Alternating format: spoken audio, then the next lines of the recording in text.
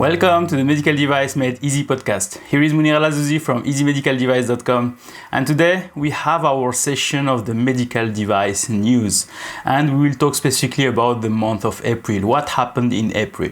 And in the agenda we have how the coronavirus is really shaking the medical device community or industry. We'll explain to you all about that. Then we'll go to the notified body situation, so to tell you exactly who is the newcomer. And we have an anniversary to celebrate, and we have also the new guidances released from the MDCG, so we'll try to look at those ones. And lastly, we'll make a review of all what happened at Easy Medical Device last month. So let's start with the coronavirus, how this shaked, if I can say, the medical device world. We have the first one that happened is the MDR delay. So we have the 1 year delay of the MDR. So you can see that the timeline is now changing. We have less time, if I can say, or not less time, you have more time for implementing MDR, but you have less time between the MDR and IVDR now. So MDR will now be applicable by the 21st of May 2021, when before it was 2020, and but the IVDR will still continue to be implemented by the 26th of May 2022. So it's there is no change for that.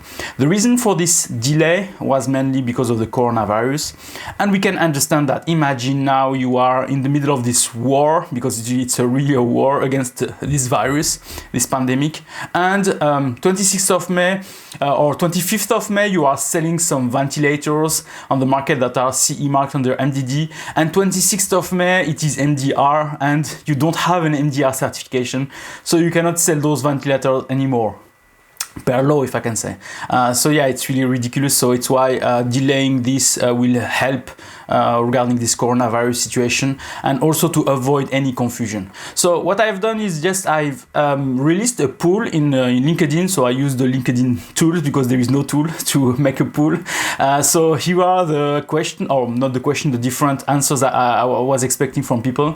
And you can see that a lot of people answered that it's okay. It's not like a big news or small news. It's okay. It's fine that we are delaying it from 1 year. And less people say that it's not fair, it's not good, etc. So it's really showing that a lot of people were really happy or okay with this move. Few people said that it saved their business. But if you want to continue, you can go to my profile and look at this poll. There is actually 159 people that answered, but yeah, maybe with your help it will be more. Okay, so then as we had this 1 year delay of the MDR, there is one thing that is really strange or interesting, is that a lot of people are contacting me now to say, Monir, do you have any documents for MDD? It's not MDR. They are not focused at MDR anymore, so it's MDD. So we decided on the shop to release an MDD template pack, so where we are providing the technical documentation, the essential requirements, the declaration of conformity, so that people that want still to continue with MDD do have also the documents that they need to release their products. So you can go to easymedicaldevice.com/shop and you find this template or this pack existing. Something else that happened due to the coronavirus is the issuance of a lot of guidances from the European Commission, from a lot of countries. So we have the MDCG that is released already 2 guidances. The first one is about the temporary situation regarding the notified bodies, so how they can do their job while we are in the pandemic and they cannot travel anymore to do on-site audits. And this guidance is proposing to postpone the on-site audits or to use remote audits. So if you have some good communication tools or technology, as they call it. They ask also to use the MDSAP audits. So maybe that is also an option for them. The directive, instead of the directive audit, so you can just look at the MDSAP audit to say yes, everything is fine, because there are MDSAP also. Just one thing, these measures are only for recertification. They are not for initial certification, or not for if you are certified but you want to broaden the scope. So you should not use that for that.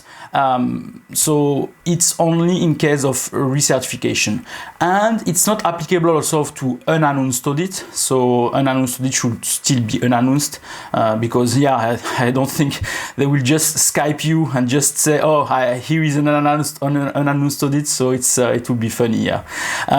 Okay, so take really good consideration of this. So really contact your notified body and check how you can really manage all this together, because I think it's really important that you continue to be certified and to recertify your products, and not to delay all that due to this coronavirus.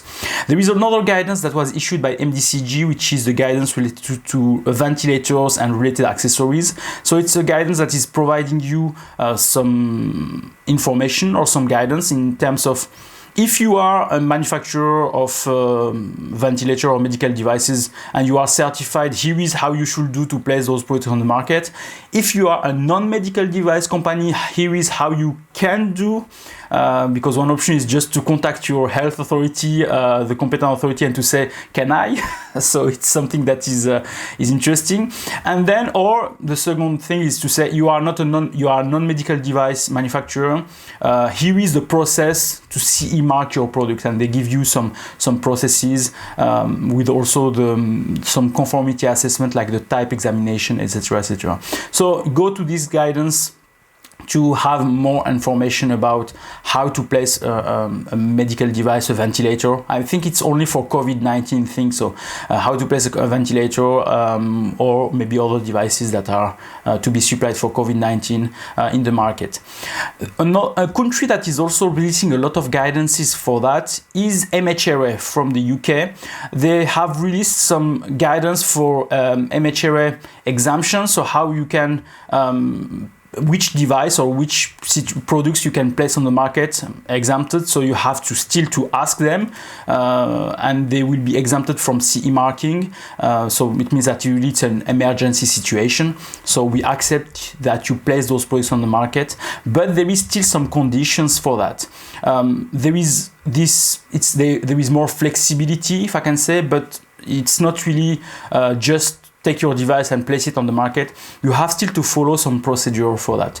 And this Friday, so last LinkedIn Live, we had this discussion with Ellen Airwood, where we tried to identify all the steps that you have to follow to place your COVID-19 medical supply on the UK market. And we explained to you all the different steps.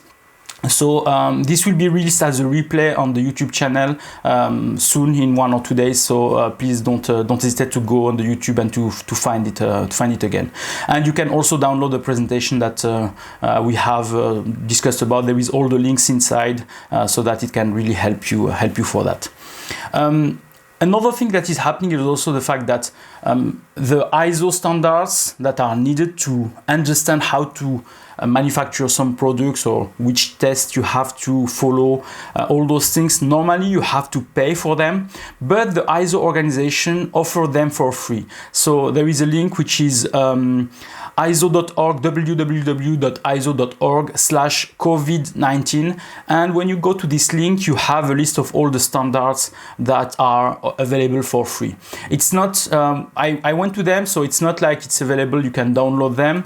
It's available on their website, so it's when you click on the link for the standard, you see a page opening with all the standards information, but it's not like a PDF that you can download.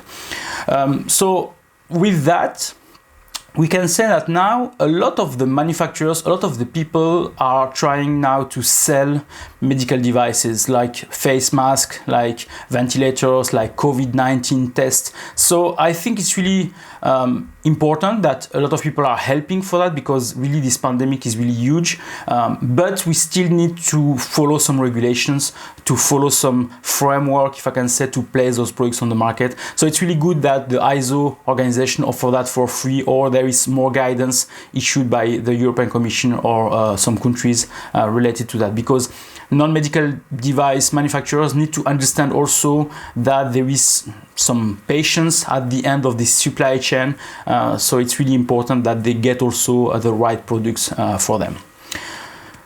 Okay, so let's move now to notified body situation. So as a reminder, just because maybe you know it now, so as we have this 1 year delay, you can still apply for MDD certification. And for that, there is actually on the Nando database, so I checked recently, there is 56 notified bodies that are MDD accredited, so they can still help you for your MDD certification. 12 that are IAI-MDD, so Active Implantable Medical Device Directive accredited. 22 that are IVDD accredited. So those are notified bodies that are currently available on the Nando database to do that.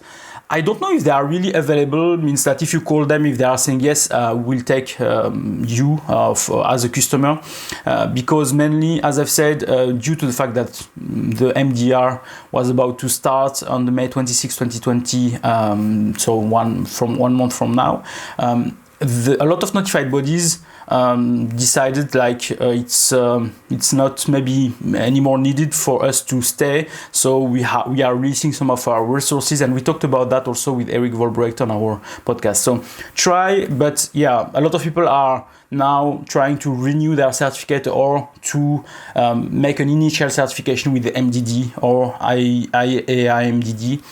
So it's really important that you are checking with the notified bodies before really to make your strategy for that.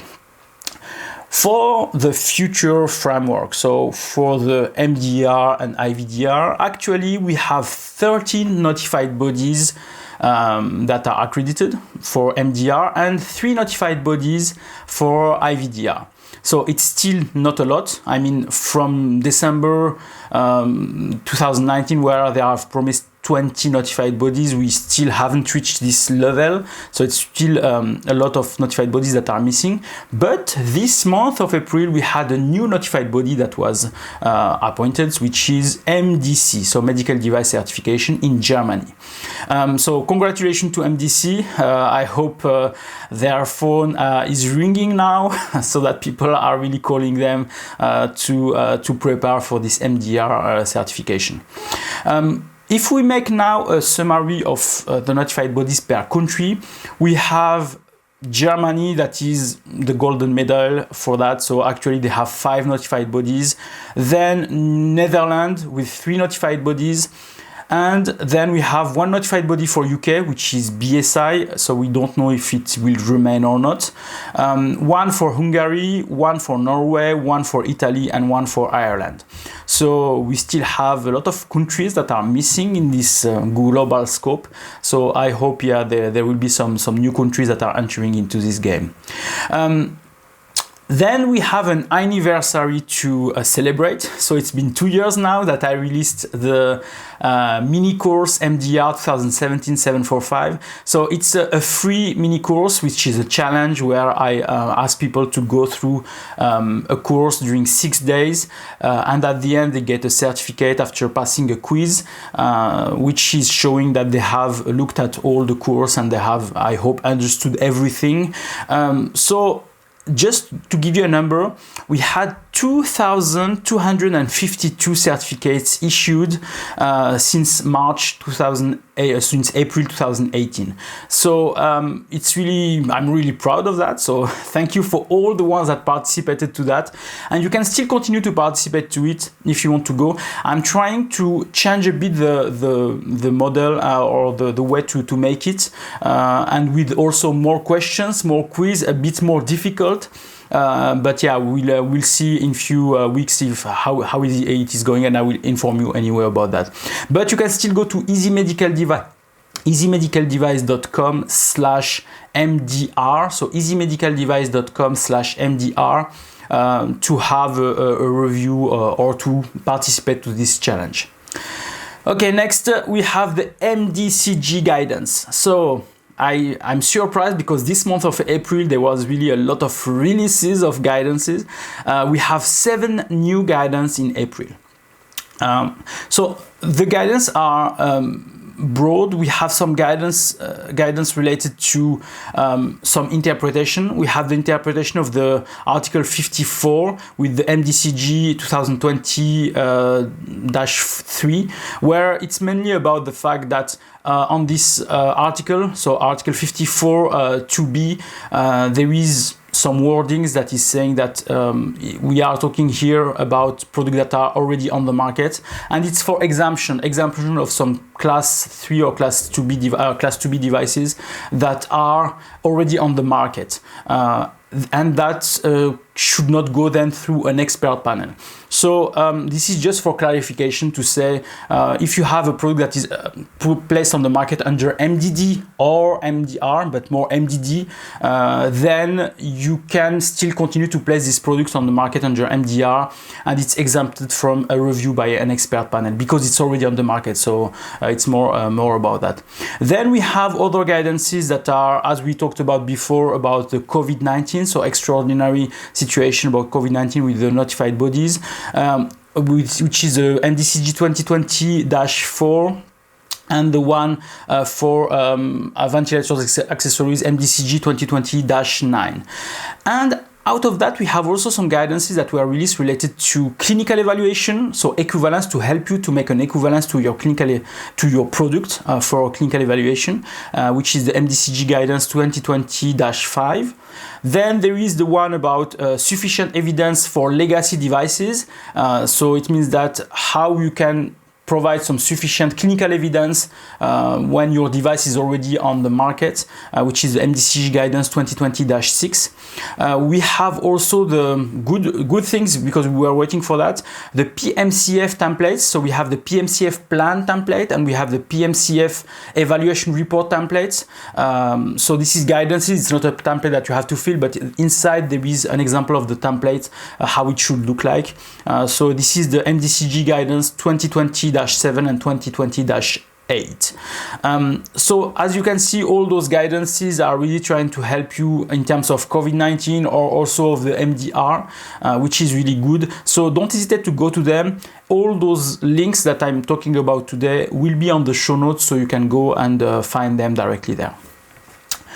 Okay, let's go now to the Easy Medical Device event. So what happened at Easy Medical Device during the last month? So in the podcast, we had some episodes that were really interesting related to the combination products, so drug device combination products, and the Article 117 of the MDR. So for that, it's episode 71, and we had Theresa Giari for that. It's really an important topic for pharma industry. If you know a pharma industry that is having this kind of products, of drug device combination products, please share with them this episode because it's providing all the steps you have to follow to place your device on the market. So which is really important, and there is a special information about notified bodies, what notified bodies really look for. And on my shop, I also created a template for a technical file for a drug device combination that should be submitted to a notified body for their review. So everything is mentioned inside. Then an episode with Karandeep Badwal about why some staff at your company are hiding some problems to the Quality and Regulatory Affairs department. So mainly, there is some situations where we say, oh, we can solve it without quality, so let's solve it and let's not record all those problems, which can lead to more issues afterwards. So yeah, funny episode, so you can go and listen to that again. It's a bonus episode from the Medical Device School. Episode 72, so it's a famous episode with Eric Volbrecht where we talked about the delay, the 1-year delay. What is important with this episode is that it's explaining to you what are the consequences of all that, what is postponed, what are the issues, what people should do or not do, scenario, as we talk with Eric Volbrecht. So it's really, really important. So don't hesitate to go and look at it again, just to define your strategy due to this 1 year delay of the MDR. Then episode 73 of the Medical Device podcast, we have the calculate your sample size.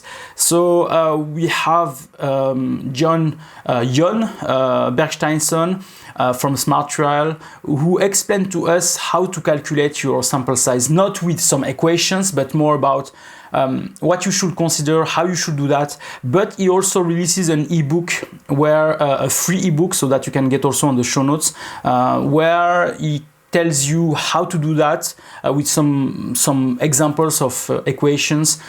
So this is really important for your clinical investigation, for example, or for your PMCF, to define how many patients you need to include to your study and how you can justify this number. So which is really, really important. Okay, we have then the LinkedIn Live. So this month we had a first LinkedIn Live with LM Hein, where we discussed about how to certify a Class 1R reusable surgical instrument. It's really important to first understand what is a reusable surgical instrument, and not think that any instrument that you are just reusing is a Class 1R device. And LM is really providing all the details of how to certify that, which justification you should provide, which test you should do for that. And she's also providing a presentation that you can download on the show notes. And then next episode was about Cesare Magri, who presented to us how to write your intended purpose. It was done like a workshop. So what we have done is that we explained all the steps for creation of your intended purpose, and then we took some examples, 2 examples, where we really listed some intended purpose. What was great is that the people in the audience were really asking great questions, so don't hesitate to watch that again and to master your intended purpose skill, if I can say. And last episode was yesterday, on Friday, with Ellen Airwood, where we discussed about the COVID-19 that is changing the regulatory environment, which is really also a great episode, because we discussed specifically about the UK MHRA. So if you are planning to place your device in the market, in the UK market, don't hesitate to look at that, because it's providing you the full step that you have to follow with the exemption, with the situation related to COVID-19. If you have any topic that you want me to cover or to discuss, or if you are a person that wants me to share some knowledge on this podcast or on the LinkedIn Live, please don't hesitate to contact me. I will review what you try to share or to explain to people, so that we can really build together a great episode for them. So don't hesitate to send me an email at info@easymedicaldevice.com. So info@easymedicaldevice.com. And this month on the YouTube channel, we had a great number now of subscribers. We are at 2,641. So thank you for all the ones that subscribe, and don't hesitate to subscribe to the channel and to click also on the bell icon, so that you can also get all the notification when a new episode is released. It's really important, and thank you for following me. Thank you for all that. Okay, last point. If you need any support for your quality or regulatory affairs projects, so don't hesitate to contact me. I will try to review your project and see how I can help you. I think it's really important during that time, because you have now 1 year more delay for the MDR. So if you were not ready and you need some support, don't hesitate to contact me. Or if you have any other topics related to quality or regulatory affairs for medical devices, don't hesitate to contact me. I will be really happy to help you. Okay, so thank you for that, and don't forget to stay safe.